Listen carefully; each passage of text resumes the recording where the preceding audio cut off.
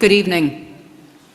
I'm Karen Taylor. I am Program Director of the General Society of Mechanics and Tradesmen, and I'm delighted to welcome you all here this evening, both our in-person and our online audience. We have a wonderful lecture in store for you this evening. More Than Old Houses, Preserving NYC's Publicly Owned Historic House Museums, with Giulietta Fiore, Executive Director of the Historic House Trust of New York City. I would like to acknowledge the significant work of the Historic House Trust of NYC and the fact that we have several board members here from the Historic House Trust this evening, both in person and online. I also want to mention staff member Rebecca, Development Coordinator at the Trust, whose initial contact led to the talk this evening.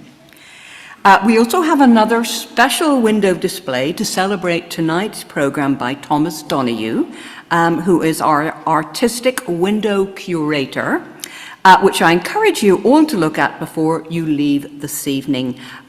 It's on the left side of the building as you head towards 6th Avenue. And thank you for that, Thomas.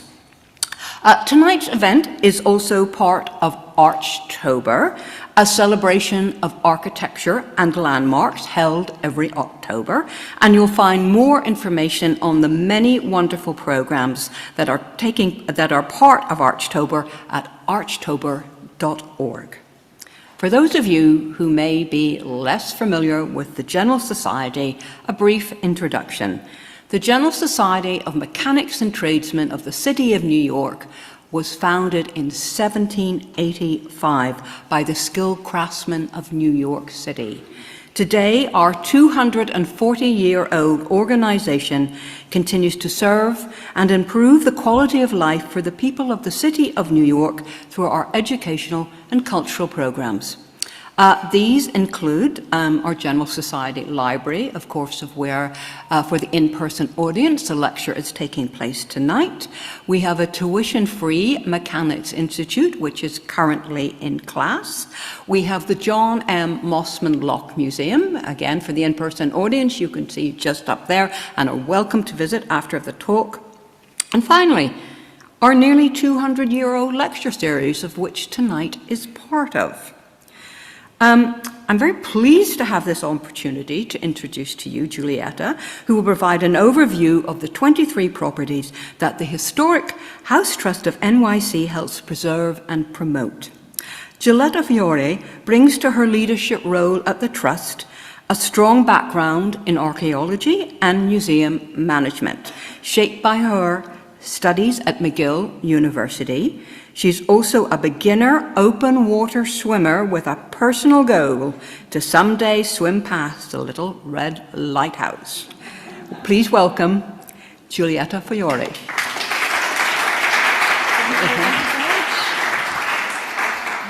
Fantastic. Thank you so much, Karen, and everybody at the General Society. It is such an honor to be here in this beautiful space. Before I get started, I also want to thank some folks that I see in the audience. I see some of my board members, some of the Conservation Committee members who help advise on conservation-related challenges at the historic sites.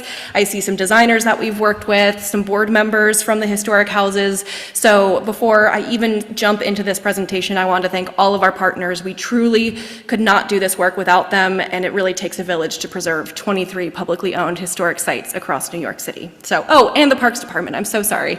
Also, some folks from the Parks Department, very important to this work. So, my name is Giulietta Fiore. I am the Executive Director of the Historic House Trust of New York City. We are an organization that was founded in 1989 to help preserve and promote 23 historic houses located on public parkland across all 5 boroughs of New York City. So today I want to talk kind of about generally where we've been. I think we can't chart a pathway to the future until we understand where we've been. So to start off, these are historic houses. You may have not had a chance to take a look yet. There are brochures at the back where you checked in, but how many of you have been to one or more of the historic houses on this list? Haha, fantastic. That's great to hear. And how many of you are related or descended to people who owned these houses or worked at these houses throughout history? Anybody? Oh, I'm surprised. Usually I get one or two. But some of these families are still very active, and they've been in New York for generations. These houses span 400 years.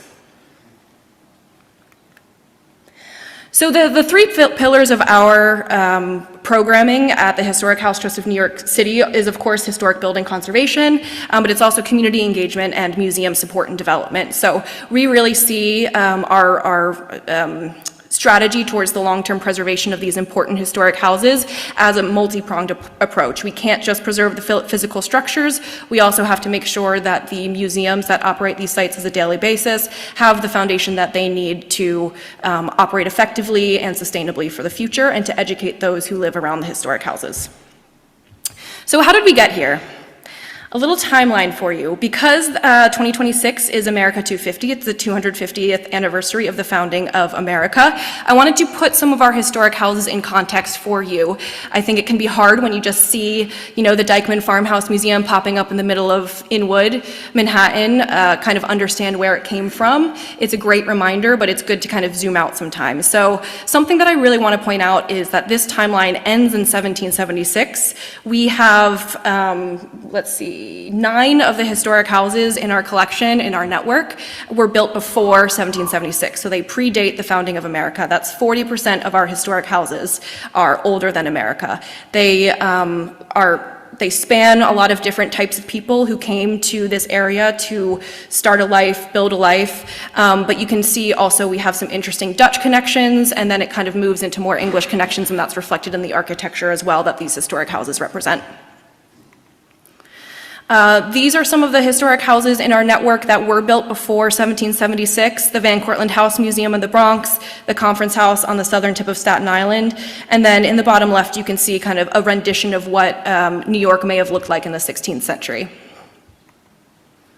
And then here is our history, the history of the historic houses from the signing of the Declaration of Independence in 1776 through 1989 when the Historic House Trust was founded. And something I really want to drive home here is how many people and how many dedicated New Yorkers were instrumental in preserving these places. These places very easily could have been developed. They could have been bought by people who wanted to, build a parking lot in the later years, of course, not in, 1776. But so many people have come together to make sure that these places exist today for us to visit, and we really feel it's our responsibility to continue that stewardship forward. So you can see in the 1700s, we still have some of the historic houses actively being built, and then in the early mid-1800s, a really active period of building the historic houses in our network. And then by 1888, we're seeing the city getting involved in saving these historic places. The city is kind of seeing in its network, the city is seeing that these historic places are important for the story of New York and are looking to preserve it. So one of the first historic houses that is purchased by the city of New York is the Bartow Pell Mansion Museum in Pelham Bay in the Bronx, followed by Gracie Mansion. Interestingly, Gracie Mansion is not used as the mayor's residence until 1942. So for a long time it was a bathroom, it was a rec center, it was a snack bar for a little while. So the Gracie Mansion has really had a life before it was the mayor's mansion and after it stopped being somebody's residence. Some other kind of fun things to note on this list: the Van Cortlandt House Museum has an incredible history. They have been operating, the National Society of Colonial Dames in the state of New York has been operating the Van Cortlandt House as a museum since 1897. It's 128 years that they have been operating the museum. They're approaching operating as a museum longer than it was in existence as a residence. It was a residence for about 140 years.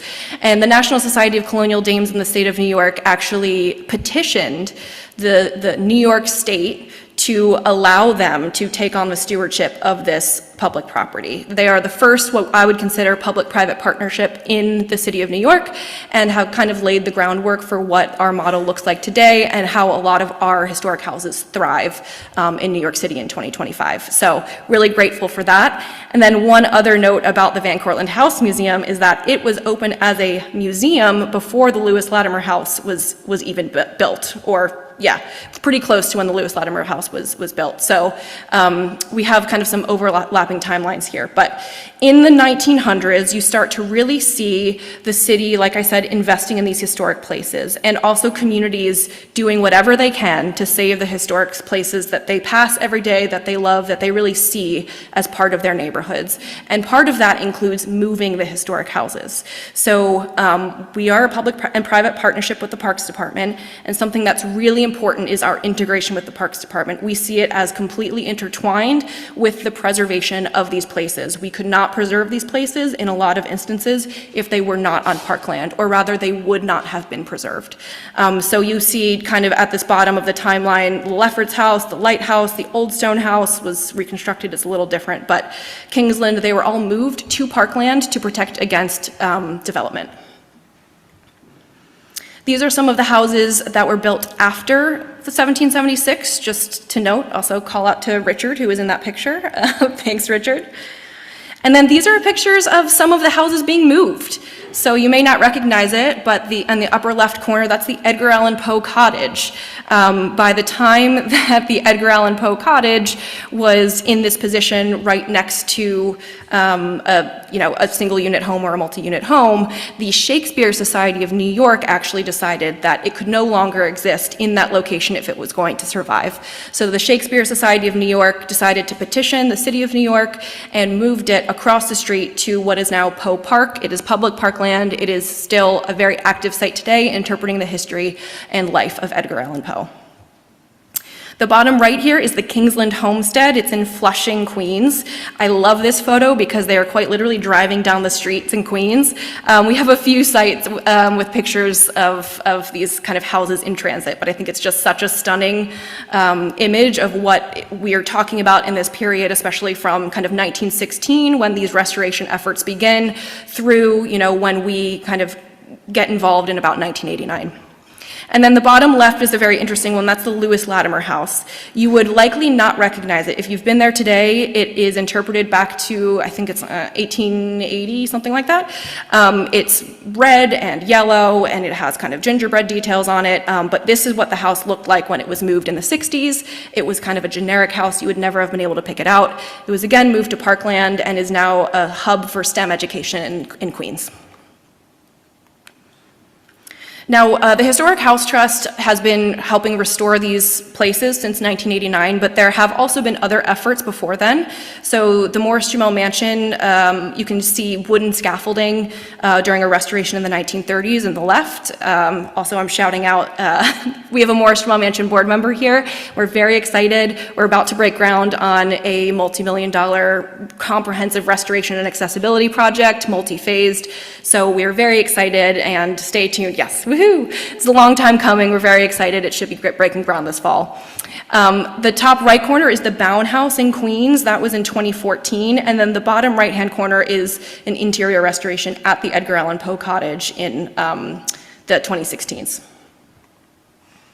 And again, I just kind of want to call out that partnership is really at the heart of our work. We are a preservation organization, but you really can't do preservation in a vacuum. There are a lot of people's opinions that we seek. There are people who are engaged in their communities every single day. They hear from their community members who use the parkland. These are public resources, and we want to make sure that they're serving the broadest constituency possible and that they are adapting to the future. So specifically, I want to call out also this adaptation. It's not enough anymore just to restore a column or just to restore the siding or repaint the house, although those things are very important. We also are looking at how do we get more people in the door? How do we get people who have mobility disabilities to engage with these historic sites? How do we welcome people who may not feel like these historic sites are for them? What can we do in the built environment that really helps kind of push that mission forward? So where are we going? We have no sign of stopping. We are looking, to the future. We're looking in the long term. We're not a short-term planning organization. We obviously are looking at the next 5 years, but we really want these houses to survive for another 200 years, which seems radical, but it's not when you think about it. If they're integrated into the fabric of the city and people will fight for them, we think that we can do it. So we want a collection of well-maintained historic properties, engaging neighbors to celebrate New York City and its history. Just a quick note about some of the projects that we fund. We have capitally eligible projects, which are over $50,000 and have some other kind of ramifications attached to them. And then we have non-capitally eligible projects. And I want to call out that sometimes, even though the big dollar values are on the capitally eligible projects, the more difficult ones to complete are the non-capitally eligible projects. You probably find this kind of in your parks, in your city-owned spaces across New York City, but maintenance is really tough. It's tough to keep up these historic buildings by maintaining them. A coat of paint can go a really long way, but it also costs a lot of money to do. So it's also not a very kind of quote-unquote sexy thing to ask for. I want to replace a shingle, but it's very important for our work, and we will continue to push that part of our mission.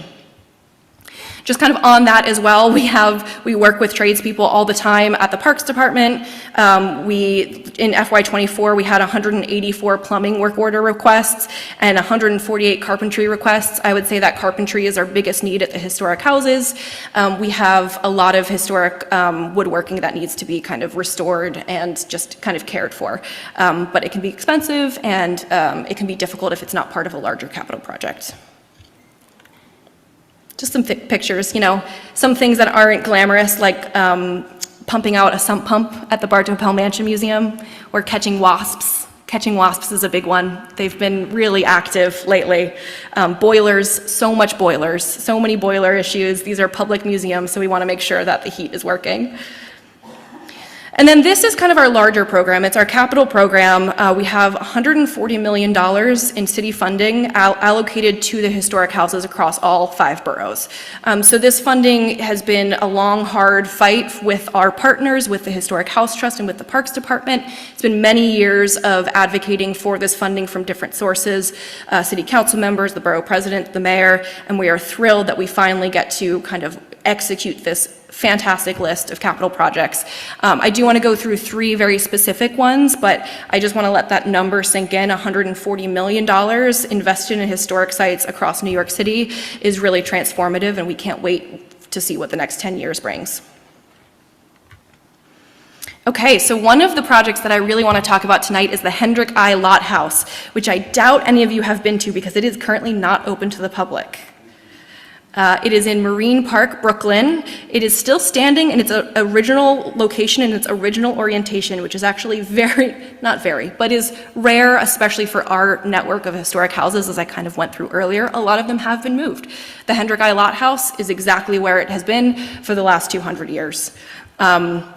It was an operational farm until 1925. The last Lot family member actually lived there until 1989. And I also just want to note that electricity wasn't installed until like quite late. I want to say it was like the 1940s or something. But so they were really operating as kind of an old school Dutch farm for a very long time in the heart of Brooklyn in Marine Park. These are some photos. The top photos are in 1922. It's quite literally a working farm. It's cornfields as far as the eye can see. And then by 2002, the house has been abandoned, for lack of a better term. When the last Lot family member moved out in 1989, it kind of fell into disrepair. And the local Friends group, the Friends of the Lot House, really campaigned with the city to make sure that it was saved. And in 2002, it was acquired by the city of New York. And you'll see that at the bottom right is a picture of what it looked like at that point. And in 2003, a capital project was initiated to restore the exterior of the house. The left is the restoration, and on the right is the Lot House today. And during Christmas time, it's beautiful at Christmas. But where we are now is dealing with the interior. So the interior has not been touched since the last Lot family member moved out in 1989.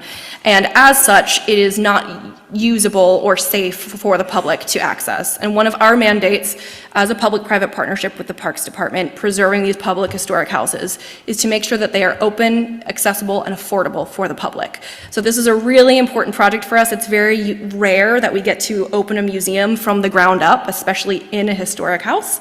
So we're very excited to be working on the interior restoration of this project. You may have seen in The Gothamist, there was an article, a farmhouse older than the US to become a living museum in Brooklyn's Marine Park. Very, very exciting.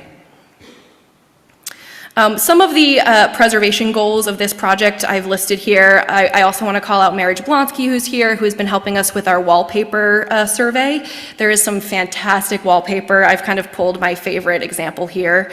It's just absolutely beautiful. We'll be doing our best to restore as much as possible. Wallpaper is tricky, of course, to restore, but also it needs to be a functional educational space, so doing the best to balance the needs of the museum with the preservation of the house. But there are kind of some interesting challenges that come with restoring a historic house and opening it for the first time.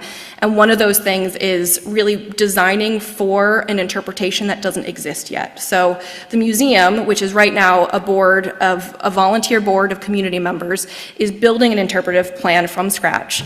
And we really see our role as helping them do that so that we can design the best project for them. But it will be a work in progress. It's going to take some time to really find their voice. But I know that they are a really important voice in telling the story of the history of Brooklyn, and I'm really excited for you to all visit, hopefully, in the next 5 years. That's the hope. Okay, the Wyckoff House Museum is an interesting case study as well. This is another historic site that's in its original location, which is actually posing a problem for the house itself.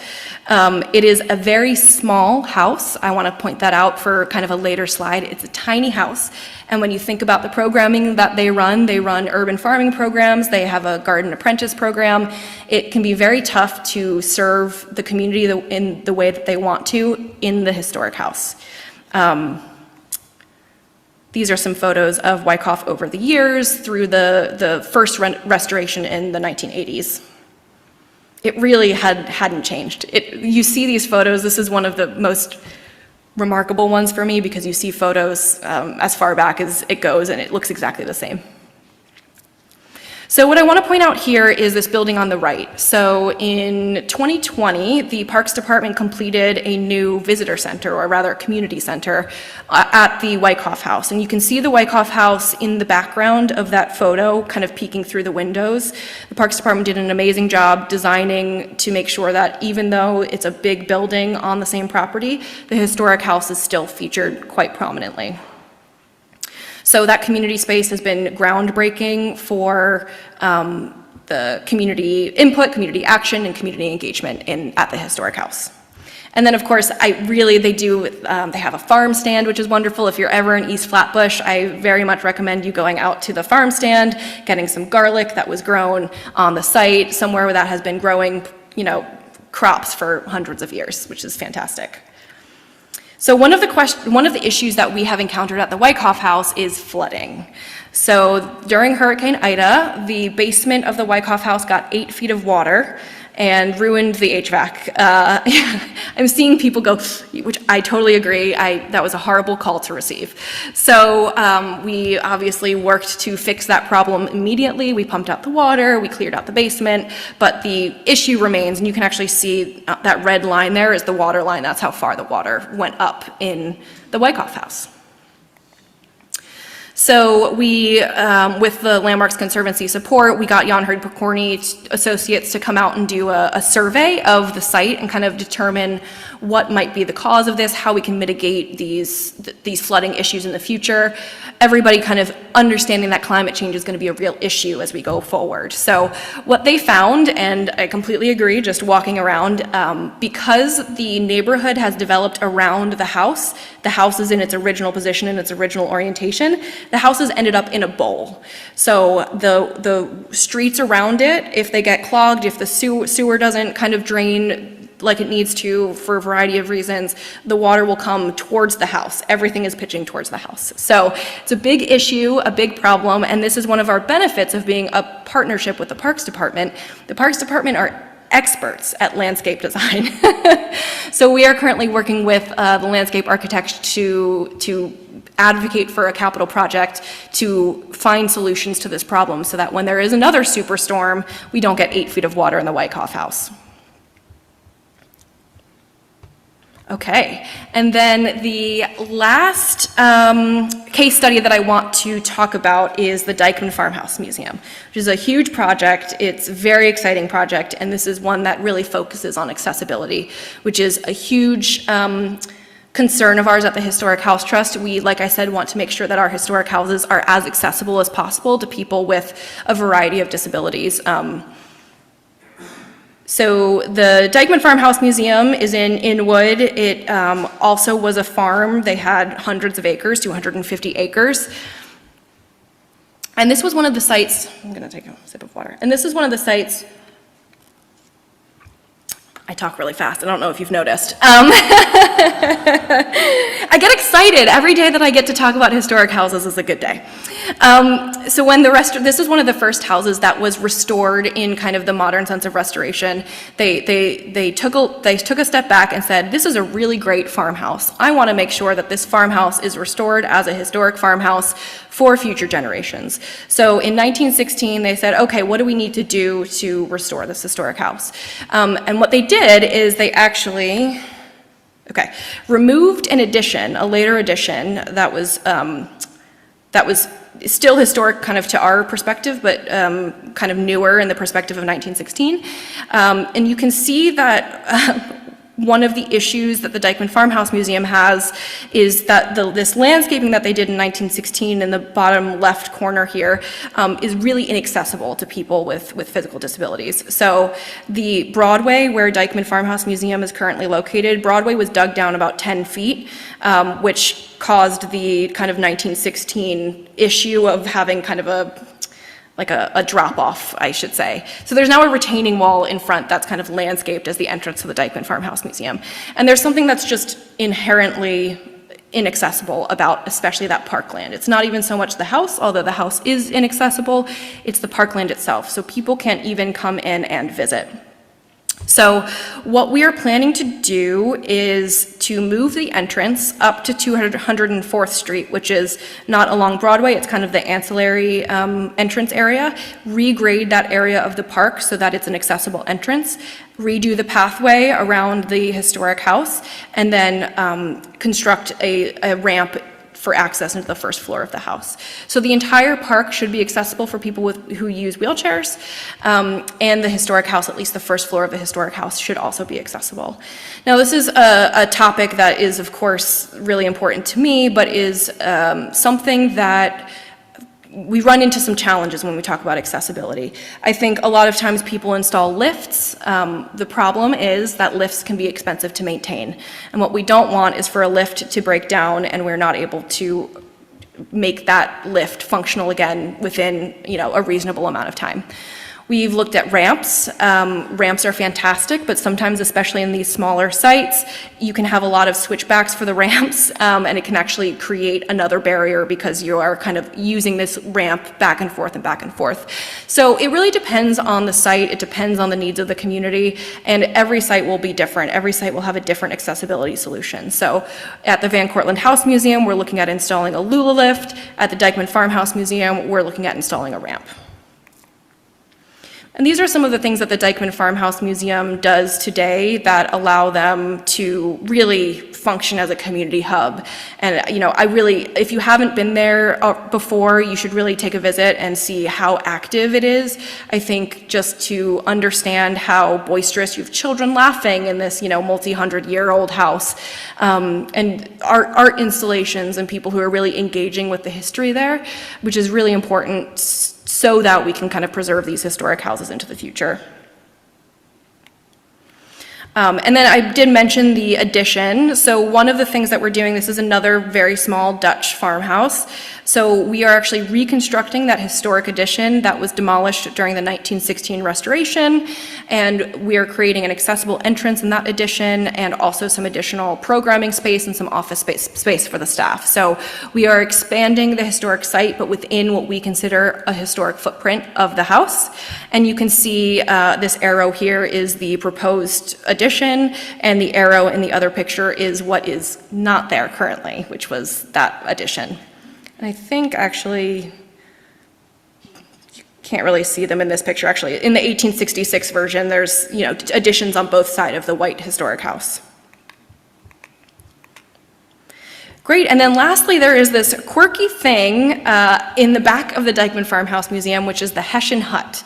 So the Hessian hut is a recreation of a Revolutionary War Hessian hut. At one point, these Hessian huts would have dotted Upper Manhattan, but a lot of them have been demolished and are no longer in existence. So this is a really important site, especially for folks who love the Revolutionary War, and it's currently inaccessible in the landscape. So we are really trying to make sure that this is also an accessible area, and we are trying to restore the Hessian hut as well, which is kind of a curious thing. We haven't quite figured out how to do it. So I'm very open to suggestions. If anybody has ideas for the best way to restore a recreation Hessian hut, please let me know. And that's actually all I had. I went super fast, so I'm very happy to take questions, and I really appreciate your time and interest in the historic houses.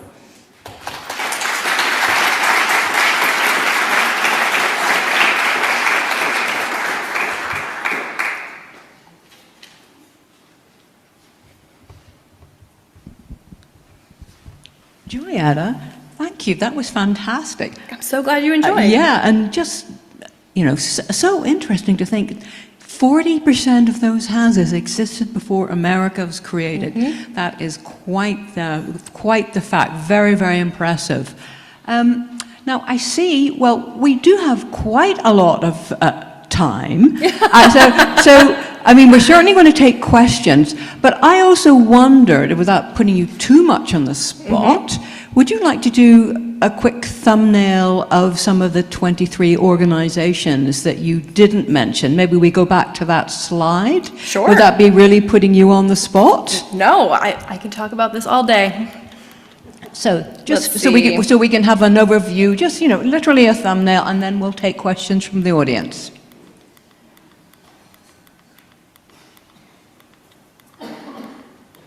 We'll get there. Yeah, it's good. We see all the slides again. Yeah, exactly. Yeah. Here we go. So this is our kind of smattering of historic houses. I should also say that these are not all of the historic houses on public parkland. These are the historic houses that operate as museums and have a very specific community-based mission. There are other historic houses across the city in parks that, you know, are used for office buildings or storage or other things that we also kind of try to consult on. But these are kind of the heavy hitters, the ones that you should really visit. So I already mentioned the Dyckman Farmhouse Museum, but also in Manhattan we have the Little Red Lighthouse. Which I believe might be you have a particular soft spot for. Oh, absolutely. I have a huge soft spot. This is one of my pet projects. I love the Little Red Lighthouse. I think it speaks to a very important maritime history in New York City that is not evident in your everyday life. I think it's something that people run past all the time or they cycle past. It's right under the GW Bridge. So they drive past it all the time and they don't realize the importance of this maritime kind of relic in their lives and the way that they live in New York City today.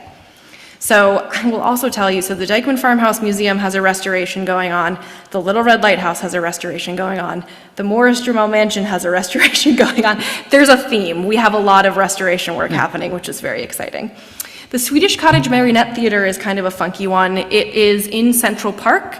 It was constructed in Philadelphia as part of the World's Fair and then moved to New York City when Central Park was created, or rather a little bit later. And it is a marionette theater. It is an active marionette theater. The marionettes have been in production since 1942, something like that. And you can still go. It's actually, the Parks Department has a master puppeteer as one of their parks employees. He's amazing. His name is Bruce. And you can go take your kids and enjoy a marionette show in a historic Swedish cottage. So highly recommend.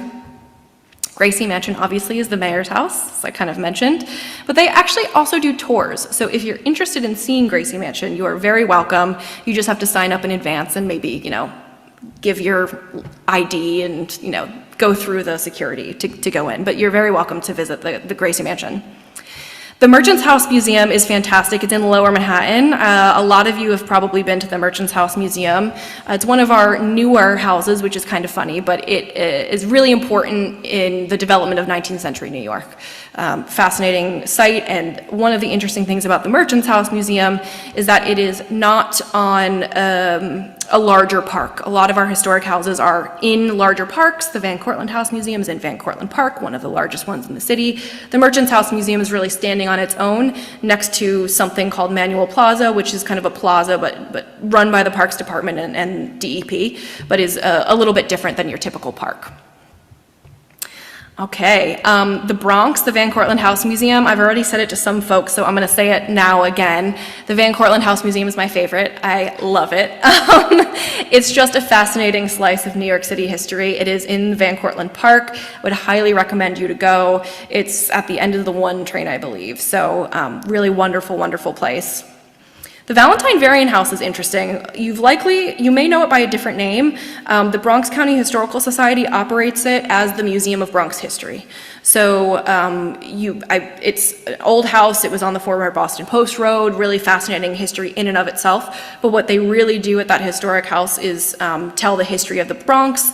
They have exhibits about kind of Bronx writing or graffiti. They have exhibits about kind of street photography and some other really interesting, I think they have an exhibit about kind of punk in the Bronx right now. So highly recommend a visit to the Valentine Varian House / the Museum of Bronx History.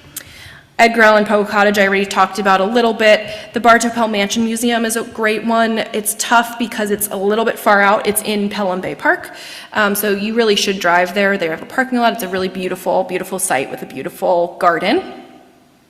The Lewis Latimer House I mentioned already, Kingsland Homestead, is operated by the Queens Historical Society. So another one that has an interesting history in and of itself, but actually operates as a repository for history across the borough. So if you live in Queens and you have a question about a house or about, your family or a store that you remember when you were a kid, you can reach out to Jason, who's the executive director, and he'll do that research for you, pull the archival materials, and point you in the right direction to find photos or find the information that you're looking for. Also has a capital project. I'll tell you the ones that don't later. The Bown House is fantastic. The Bown House is old. It's 1661 in Flushing, Queens. I'm sure a lot of you have been there. It's a fantastic house. We're in the middle of an interior restoration there, which we hope we can complete and open the house to more visitors in the next few years. The Queens County Farm Museum is fascinating. The historic site at the Queens County Farm Museum that we are really invested in is the Adrian's Farmhouse. It's a 1772 Dutch farmhouse. But the farm itself is actually 40 acres. So I think it's the longest operating farm in New York State, something like that. And it is a real bastion of urban farming in New York City. So it's a fantastic place. I highly recommend, especially to bring your kids. They have agricultural fairs. It's really typical kind of like farm space, which is fantastic. The King Manor Museum was the home of Rufus King. This is in Jamaica, Queens. Rufus King was a signer of the Declaration of Independence, and he was an abolitionist. He helped campaign against slavery. Really fascinating person, and a huge, beautiful, gorgeous house. You should definitely get out to Jamaica, Queens. You can probably see it actually off the LIRR. It's right off the station, so you can probably see it from the train. The Old Stone House is many people's kind of home house. It's in Gowanus. It's right below Park Slope. And I have to tell you, it's not really a historic house, fine. It's a reconstruction of a Dutch farmhouse that was there using the same materials. So we obviously still consider it one of our historic house museums. It's still important for us. We have a little bit more leeway to do some interventions that we wouldn't have normally done. For example, we are installing an elevator at that site because it's not actually a historic property. We kind of have looser guidelines when it comes to some of the interventions that we're able to do there. The Lefferts Historic House, many of you have also probably been to. It's in Prospect Park. That is another house that has been moved, which many people don't know. And something great about the Lefferts Historic House is their connection with Indigenous history. So they are really dedicated to collaborating with Lenape folks and descendants of Indigenous people in New York, in the New York areas, to make sure that the story of the land and the story of the house, kind of as a colonial settlement, as it pertains to colonial settlement is told. So really interesting house. I think they have a digital exhibit up right now about the Lenape, so highly recommend a visit if you haven't been there already. The Wyckoff Farmhouse we already spoke about a bit, as well as the Lot House.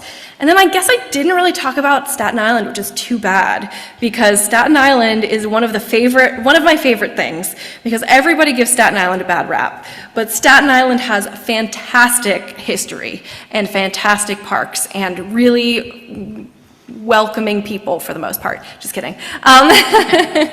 So we have 4 sites on Staten Island that are all powerhouses. The Alice Austin House on the North Shore is a nationally recognized site of LGBTQ+ history, and they interpret the life of prolific photographer Alice Austin, who just has a tremendous breadth of photographs that are used for interpretation at that site. So really beautiful site. It's another very small one, but they do a lot with a little bit of space. Historic Richmond Town is kind of funky. Historic Richmond Town is kind of a recreated town on Staten Island, the town of Richmond. It also has a lot of houses that were moved there. So as houses were threatened by development or by kind of new projects on other land, the Parks Department kind of said, you know what, we'll take it. And they moved the houses onto historic Richmond Town to create something sort of like a colonial Williamsburg, although I would say it's a little bit less like a colonial Williamsburg and more like a historic Richmond Town. So you should also check that out. They have they have a coffee shop, they have beautiful trails, they do kind of these immersive dinners, and they have over 40 historic properties on historic Richmond Town. Gracie Mansion you have probably not been to. It's fascinating. It is a house that we have an agreement with the person who restored the house. His name is George Burke. We have a life tenancy agreement with him. So he actually lives in the house still. He lives in the house that he restored, and when he passes away, it will be transferred officially to the Parks Department to be opened as a historic house museum. So I'm really excited to kind of start working with the board to talk about what that looks like, to talk about the interpretation that might be told at the historic house. And also, honestly, look, many of you probably feel this, I feel this, that when you're living in a space, it can be hard to take a step back and see what work and restoration needs to be done. So I am excited to start really investigating kind of what the landscape, what the history of the site and the landscape is, and kind of what sorts of work we need to do to make sure that this house is open to the public. And then last but very much not least is the Conference House. It is on the southernmost tip of New York State, actually, New York City, but also New York State. Many people don't know, so I'll let you all know, there is actually a South Pole on Staten Island that the Parks Department owns. It is a striped pole that you can go to. It is on the southern tip of Staten Island. So I think you should all go to the South Pole when you get a chance. But the Conference House is right above that, and this is kind of a quirky property because it hosted the 1776 Peace Conference. That was an attempted conference to end the Revolutionary War, but ultimately failed. So it's a really interesting piece of Revolutionary War history that was not actually successful, but the nation as we know it now would not have existed, except for the Conference House. So really fascinating piece of history, and would definitely recommend a visit to that one too. Bravo. Run down the list. That was so terrific, really. Thank you very much. Great. Now we will open the floor to some questions. Giulietta, thank you so much. So just 2 questions. One, these restorations are not inexpensive, and I went to the largest one, which was the Van Cortlandt House, 16.1 million. I'm just curious, and even taking the consideration to the square footage alone in mind, they're not huge houses. What are your big ticket items? And the other question is, it's not easy to assemble a list of good contractors to work with in a very specialized area, and yet you have to have competitive bids when you, I'm sure, have these projects. But there must be a stable of people that you just, your historic preservation architect, and just anyone related to every aspect of it. But you have to have favorites that you go back to. I'm just wondering. Thank you. I should have known that this crew would have been interested in the capital projects, but all really great questions, and I'm really excited to talk about this exciting program that we have. In this kind of overview, you can see these projects that are labeled as HHT sole source. So one of the benefits of being a public-private partnership is that we can utilize city funding, but we can hold private contracts. So we have an agreement with the Parks Department, with the City of New York, that allows us to be kind of not exactly the general contract, but you can kind of think about it like that. We can manage these contractors on behalf of the city. And what that allows us to do is to kind of be free of some of the procurement difficulties that the city has, and allows us to choose contractors who have an expertise in historic preservation. So as you can imagine, most of the contractors that come through the city procurement process, they may not have any specific expertise, and that's really not acceptable for historic properties. So we do have a list of designers, architects, contractors that we work with that we really trust. We are building that list as we work through this extremely robust list of capital projects, but we are also kind of looking at creative ways in the future after this kind of innovative group of capital projects is done, after we address accessibility, after we kind of address some of these larger interventions, looking at ways to kind of group projects together to speed up that procurement process, to kind of specialize in specific areas. For example, if we have 4 roofs that need to be done, looking at whether we can actually have a contract for one firm to do all 4 roofs if they're similarly constructed and similar age, similar locations. So that's what we're exploring kind of going forward. We really don't want a portfolio this big again. We really want this to be an intervention that kind of brings these historic houses up to a level of restored state that's really workable and usable. And then after that, we want to do just kind of the regular improvements that you need to do in historic houses across the country, roofs and the boilers need to be replaced. Those things happen in 30-year cycles. So we're looking to kind of plan for those that way. We also work very closely with the Parks Department, though. There are some projects that we don't really need historic preservation expertise for. There's a septic tank at the Gracie Mansion Museum, and it turns out that, I'm seeing Terrence, who's with the Parks Department, who's helping us out with this. It turns out that Parks is a lot better at designing leach fields than the Historic House Trust of New York City. I don't know a lot about sump pumps. I don't really want to learn a lot about sump pumps. So we're going to go to, so we're going to go to the Parks Department, who can really help us out with that. So that's where this kind of multi-pronged preservation approach really works for us, and how we're able to kind of leverage these large dollars amount that we advocate for to make sure that everything is taken care of responsibly and well, essentially. Does that answer your question? Okay, great. Hello, Giulietta. Hello. My name is William. Wonderful presentation. Oh, thank really, you. really well done. I have a couple of questions, but it concerns the same issue. Other than your website, other than the New York City Parks Department website, how do you get across to the public, whether it's in New York City or outside the city, tourists, for instance, that these homes or these historic properties exist to a tourist or to a New Yorker?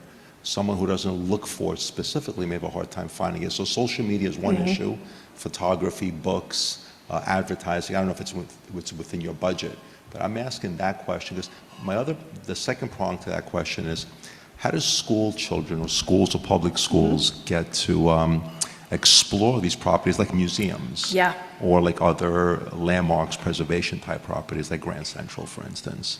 Oh, absolutely. That's kind of where my question lies. I love that question because it's something we really think about and struggle with. As you can imagine, 23 diverse historic properties that are all connected by a thread, but are in neighborhoods that are very distinct from each other, and a lot of times are very difficult to get to by public transportation. The Lot House in Marine Park is like 3 trains to a bus to get there if you don't have a car. So that's something that we've been trying to address. We've tried things in the past. We used to have a passport. When we were first founded in 1989, we had a passport, and people could go to all 23 sites, or at the time it was 13 sites, and get their passport stamped and encourage visitation, and it turns out nobody did it. So that went by the wayside, but we've kind of considered bringing that back, maybe in smaller challenges, like if you do kind of a secret, people like secret New York, so try to figure out how to do a passport at a smaller scale that people will actually do. But I have to tell you that we are still seeing, and you know, some folks from Morris Jamal Mansion might be able to speak more to this, but we're still seeing that these places are relatively local.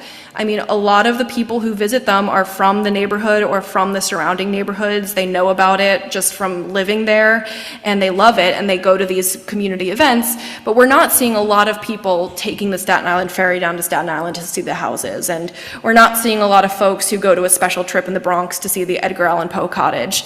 So, you know, we're constantly trying to figure out how to improve that, and part of it is just making these places such an important part of the fabric of New York City that people can't imagine, you know, not having it as part of their life. I mean, you think about the Tenement Museum, I think that's one of those that's really integrated into people's kind of understanding of New York City. And so everybody kind of, you know, I say this as a history person, everybody kind of goes to the Tenement Museum once, you know, at least when they're, or the Statue of Liberty or something like that. That's a great question. We're exploring with other things. We're actually filming at the Little Red Lighthouse today. A show is filming there, which is exciting, but I think it's a challenge, and we're kind of always open to new ideas. Something we have started to do is host shuttle tours across one specific area at a time to try to get folks who, again, kind of don't feel comfortable or don't know how to get there or just aren't incentivized to get there on public transportation. So we had a really successful shuttle tour of the Dutch houses in Brooklyn. That was really great because we got folks to get to the Wyckoff house in East Flatbush, another one that's very cut off from the train lines. And we did one in Queens, or we did one in Upper Manhattan in the Bronx, and then next year I think we'll do Staten Island.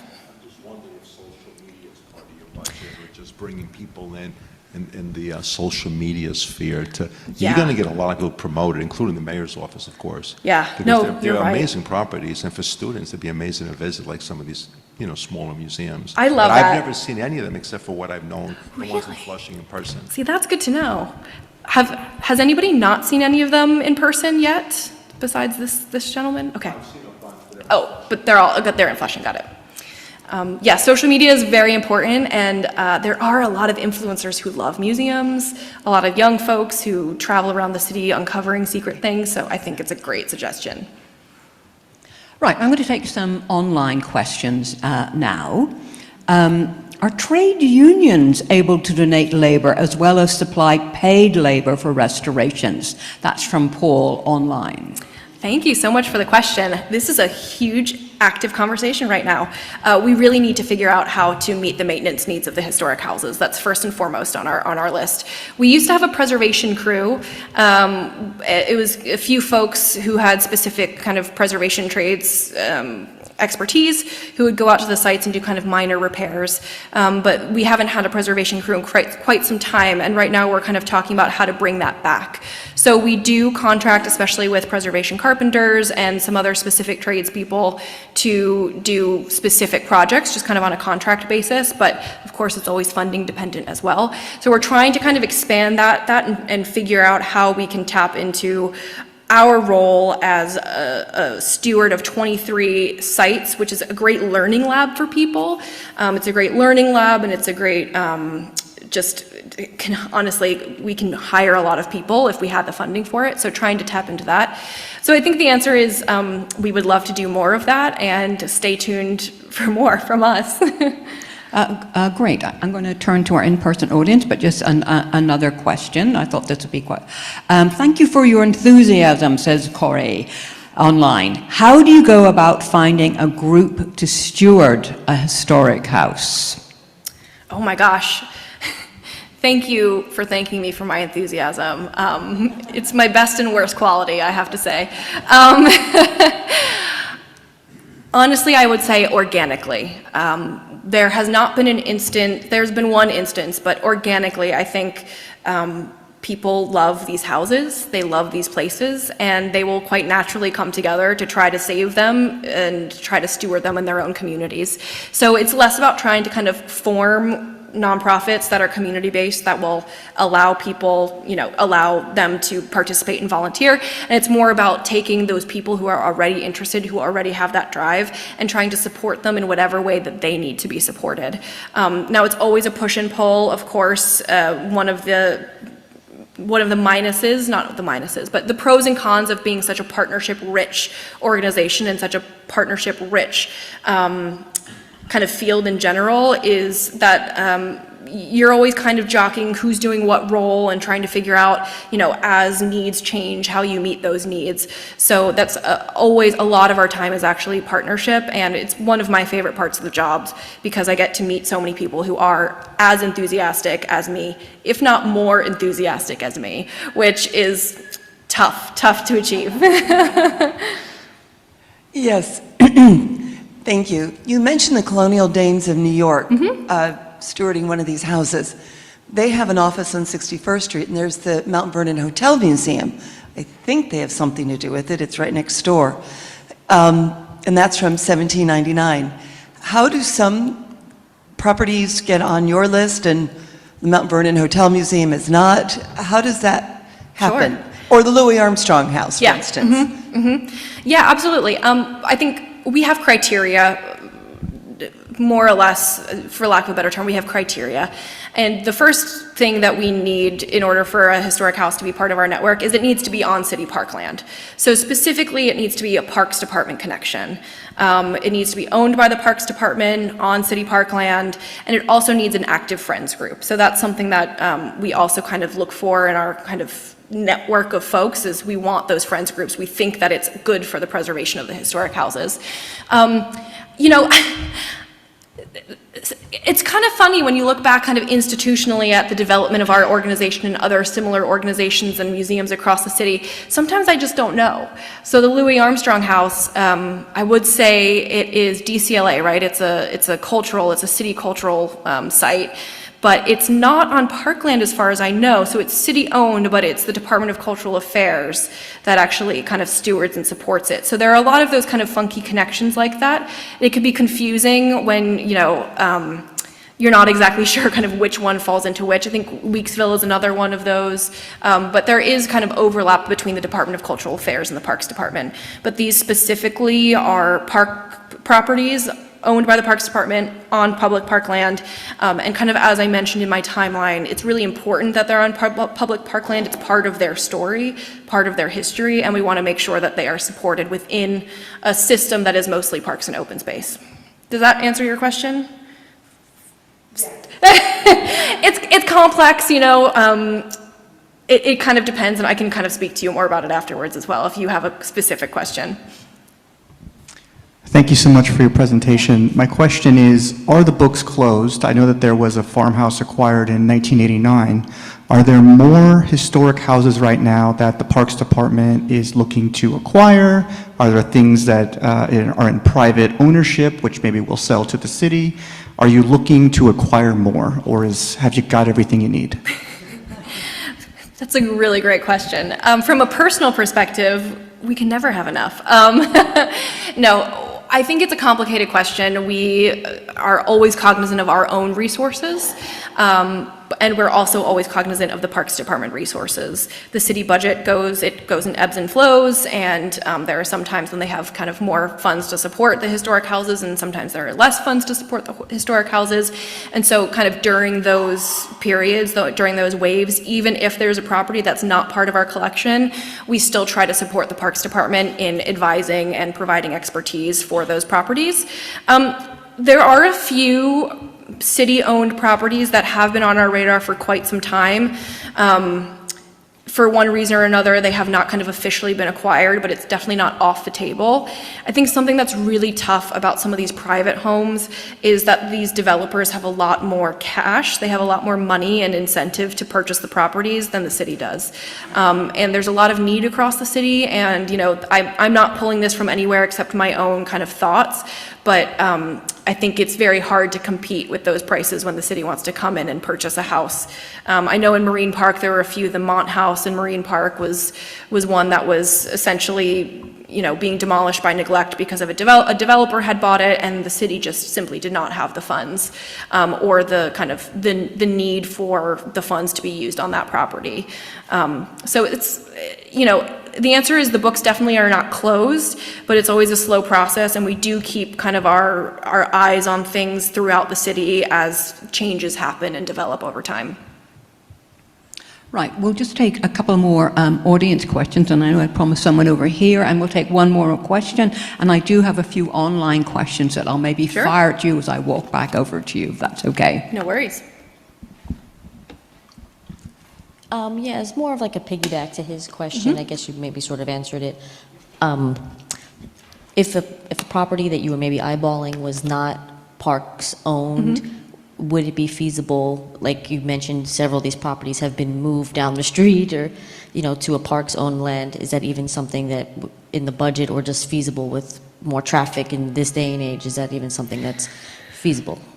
It's a really good question about moving the houses. It's funny because there was obviously a heyday of the houses being moved. I don't know exactly how they funded a lot of those projects, but as far as I'm aware, the moving of houses is not something that is really feasible in this kind of climate, in this era. Of course, if there were kind of private support or kind of a foundation that were really interested in supporting that sort of thing, I think it could be a conversation. But I think everybody knows that the city is pretty strapped, and as a small-ish nonprofit, we, are not able to provide those sorts of services. It's a really good question, though, and something that we might want to kind of consider as we're charting, like I said, 200 years in the future, because I guess there is a world in which, more of these properties become available, and having a plan about what that looks like could be something that we think about for sure. And the fact of the matter is, if they've lasted this long with the intense development in the city, they're really special at this point, and we should, help in any way that we can to preserve them. So it's a really good question, and I'm definitely noodling on it. I do know some specifics. I mean, sometimes, there's some kind of land jockeying if there is a property that needs access in order to be open to the public, but the site is already owned by the city. Sometimes there can be some kind of land exchange, but it's very, very rare these days. Right, do we have one more in-person question? Otherwise, I'll move on to online. Okay, sir. Hello. Thank you again for your presentation. It was wonderful. Oh, great, And thanks. so was your enthusiasm and all the difference that you make for us New Yorkers. Oh my gosh, thank you. The fauna and the flowers. Oh yeah. Yeah. Tell us about those. Do you try to find the historical background on them? I love that question. I get caught up sometimes in the historic houses themselves, the building fabric, because that's really our expertise. But we are in partnership with the Parks Department, and the Parks Department is famously all about parks and open space and green space. So we really do try to assess what the historic landscape looked like, and whenever we are doing any sort of restoration work or any sort of improvement work, we really take that into consideration. I actually was speaking to Richard, who's in the audience here, about the Dyckman Farmhouse Museum project, and speaking about how we should really have a landscape that is more bucolic, that is more kind of referential of the agricultural history of these places, kind of like these photos here, the lot house surrounded by cornfields. Now, we can't go back to that time period anymore. There are houses, the lot house is now on a half an acre lot. So, we can't go back to that, but we can at least kind of reminisce about what that time period would have looked like. So whenever possible, when we weigh the priorities, we definitely think about that.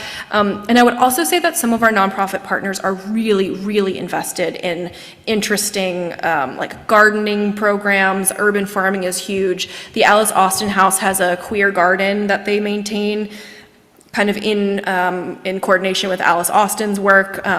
It's just really fantastic. So I also have to tell you that I am not a plant person, so I heavily rely on my staff, but it's very important for us to kind of look holistically about what the site would have looked like and what we're trying to reference when we do this work. Right, I am now going to ask you a few Great, quick sure. online questions. I mean, this is something you've already addressed partly. It's from Bruce online. What are you doing to advertise your programs? Is there anything else you want to add to that? Yeah, I really want to go bigger. I think every single person in New York City should know about these historic sites. They should all be able to name the historic house that is closest to them, and they should all feel like it is an integral part of their history and their kind of upbringing in New York City. So we are not there yet, clearly. We have a lot of people and students who have not visited the sites. One of the things that we are investing in is trying to support, especially with cuts to the DOE, trying to support field trips to make sure that field trips can still be funded to the historic sites. Fourth grade is really the bread and butter for a lot of our partners because that's the year that they talk about American history and New York history. But definitely more, I was kind of thinking, I was like, can we do MTA ads? Like, that is so New York. You know, I think really investing in, we are a New York organization, this is New York City's history, we're part of you, we're one of you, and we all have to kind of care collectively together is what we're trying to push forward. Okay, this is actually a question from me. Yeah. As regarding that publicity, say after tonight we all go to your website, which is? www.historichousetrust.org. And we will sign up. Will we get weekly, monthly notices of what is going on at different places? Yes, absolutely. So there is also a QR code at check-in as well if you would like to sign up for our newsletter. Yes, you will get kind of updates about what we are doing. We also try to push out seasonally the events that our historic houses are providing as well. So if a historic house has an agricultural fair or something like that, we try to push that out as well. But yes, social media, email campaigns. Also, I have to say, bless you, sometimes people are kind of surprised about this. Physical campaigning really works for us, especially the historic houses, as some might attest to, but like putting flyers on people's doors really works.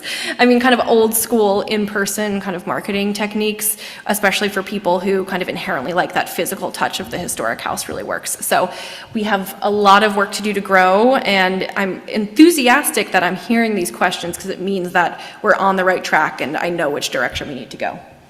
Right, so just a couple more questions. You already referenced this. This is from Helen online. Can you partner with NYC schools as part of the history curriculum with school buses for transportation? Do you want to say anything else about that? Yeah, I mean, it's a great idea, definitely. We are, like I said, specifically looking for funding to support our nonprofit partners. And I guess something I should also say about the nonprofit partners, which I think should not be understated, is that they're located in areas that have different needs, but also different capacities for giving. So if you're looking at, Prospect Park, for example, you're surrounded by kind of potentially high-income people who can donate a lot of money. Or if you're surrounded by the Swedish Cottage Marionette Theater in Central Park and surrounded by kind of high-value folks who are philanthropists or kind of in the philanthropy circles, you can raise a lot more money. But when you're talking about kind of East Flatbush and it's, a small house and not everybody can visit, it can be really hard to raise those funds. So really trying to get people to organically, like I said, kind of organically feel connected to those places. And if you can't give money, give your time, give your energy, give your opinions, just stop by and say hi, all of that is really critical to ensuring that these places are supported for the future. Right, final two questions. Sure. Have you thought of new non-traditional employment for women as a source of training for historic preservation? This is from Kate. Love it. I'll definitely look into it. Right, great. I love it. I really, our team is all women. Everybody who works at the Historic House Trust right now is all women, and we are all as enthusiastic as I am. So we have a lot of energy, and we want to share that energy with people. So trying to figure out how we can get hammers into people's hands as early as possible, how we can make people comfortable with engaging in the trades either professionally or on a hobby basis. That's all just going to benefit the historic houses and the field at large. So we're all very passionate about that, and I think a lot of us wish that we had that opportunity younger. We may have gone more into the physical preservation sphere instead of kind of where we are now, which we love, obviously, but I think specifically one of our staff would really love to be a historic window restoration expert. So that would be very handy, right. Our final question, and it's a fundraising idea, Okay. but this is from Daniel, and I believe I know it's something you're doing already. What about shooting film or television series with a period setting whereby producers could provide funds for restoration? Yeah, absolutely. We try to do that as much as possible. We're really thrilled. I was just talking to Karen earlier about this. Thrilled that New York is kind of making a comeback and that filmmakers are wanting to pay and kind of deal with the extra hassle of filming in New York City to have things that are really classic New York City in their films. So like I said, right now they're filming a Netflix movie at the Little Red Lighthouse. There are some challenges. One of the challenges is wear and tear on the house. It can be hard on, historic structures to have, 150 plus people in their film equipment in somewhere filming. But it's also still kind of a one and done sort of situation. So, what we really need, especially because we're looking to the future, we're looking for sustainable solutions to these maintenance problems. We're looking, instead of somebody just wanting to come and film once and pay us for that restoration work, which of course we're very, very happy to accept, we're also looking to see what creative fundraising strategies to continue earning that income over and over again are. And I'm just not sure that filming is it, but I'm very open to having that conversation, and maybe I'm wrong. I love being wrong. Giulietta, thank you so much. What a wonderful presentation. Thank you everybody, really appreciate it. I just want to thank you. You don't have to walk away yet. We're not completely done with you. I just want to express our appreciation, and it was a wonderful day when Rebecca first approached us, and this evolved as an idea for a lecture. I mean, your enthusiasm and the fabulous work that you and your colleagues and all your partners are doing is so commendable, and I feel like, oh my goodness, I've got 20, I visited some of them, but I feel like I've still got 23 places to visit, so thank you so much. And just to round up, is Victoria Dingle, our Executive Director, to say a few more words. Thank you, Karen. And I just have to say, I got to our program director, you have great questions when you were saying about the website. Thank you, Karen Taylor. So Giulietta, that was wonderful. Again, you make us want to travel. I grew up in Inwood, so the Dykeman farmhouse was like a fantasy place, like the only house in an all-apartment neighborhood, basically. So it was always, something very special. And Van Cortlandt, a stone's throw away, and you're right about the one train, that's definitely it. And great to see that that's being restored. So thank you for all that you do and all that your team does. Thank you. And to the tradesmen whoever built the houses, they've been standing, some of them, for 250 years, homage to the original craftsmen, which for our audience who's here a lot, I always point to this building. I say, thank you for the great job that you did. So this has lasted through the ages. And then we just have a lot of great things to work with. And as to the filming, fun fact, you saw that outside. We love when the film industry is here. Speaking of period films, for anyone who wants this fun fact, The Gilded Age, well, I love it. Do you like it? I really enjoy it. Newport, New York, and little did I know that when HBO asked us if they could have a table reading in February of 2020, so everyone was here, but I didn't know I'd grow to love the series. Every one of those actors sat right where you are, and that was the initial table reading for The Gilded Age. Wow. So that's a little bit of a fun fact. Yeah. Yes. So, all right. Again, Giulietta, thank you so much. We really appreciate it. And we have a little memento. Oh, so lovely. Of tonight for you. And again, we just want to thank you so much again. I also want to mention that we have our final Archtober lecture coming up next Tuesday, and it is another real treat. It is about the historic restoration of the lights at the Frick, and also it's particularly special to us because we have a dedicated attendee, Barbara LeVar from Aurora Lampworks, and it is part of her project. So we're so pleased that Barbara will be speaking here next week. But in the meantime, many, many thanks to Giulietta, to our online audience, to our in-person audience, and to our in-person audience. Please join us for a glass of wine, and I think Giulietta certainly deserves one. So, thank you.